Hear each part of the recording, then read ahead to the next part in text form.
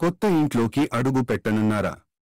ఈ 5 వాస్తు నియమాలను మరచిపోవద్దు. వాస్తు నియమాలను పాటించకపోవడం చాలా తరచుగా జరుగుతుంది.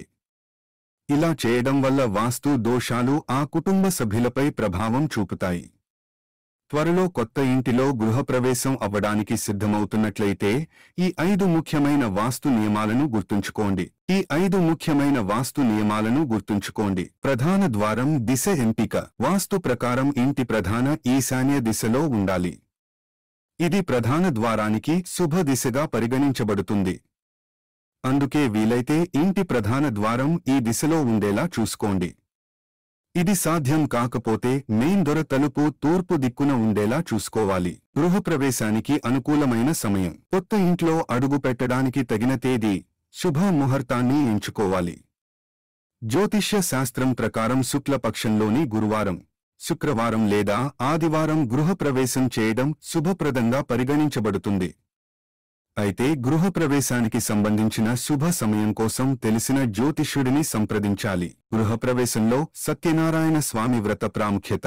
కొత్త ఇంట్లో మాత్రమే కాదు, ఇంటిలో దేవుడి ఆరాధన ఎల్లప్పుడూ సానుకూల శక్తిని నింపుతుంది. కొత్త ఇంట్లోకి అడుగుపెట్టే ముందు వినాయకుడి పూజ చేయాల్సిందే.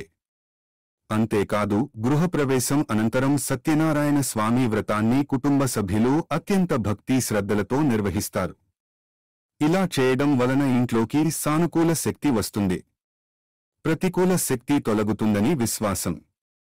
ఇంట్లో ఆనందం, శాంతి కోసం కొత్త ఇంట్లో అడుగుపెట్టే సమయంలో తప్పనిసరిగా వ్రతం నిర్వహించాలి. వాస్తు దోషాల తొలగింపు.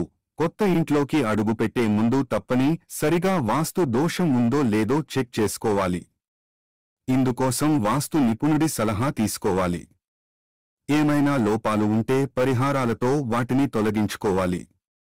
ఇలా చేయడం వలన భవిష్యత్లో రానున్న సమస్యలను తగ్గిస్తుంది. ఇంటిని ఎప్పుడూ పరిశుభ్రంగా ఉంచుకోండి. కొత్త ఇంటిని మాత్రమే కాదు, అసలు ఇంటిని ఎల్లప్పుడూ శుభ్రంగా, చక్కగా ఉంచడం ద్వారా లక్ష్మీదేవి అనుగ్రహంతో సిరి సంపదలు ఉంటాయని, అమ్మవారి ఆశీర్వాదం లభిస్తుందని నమ్మకం.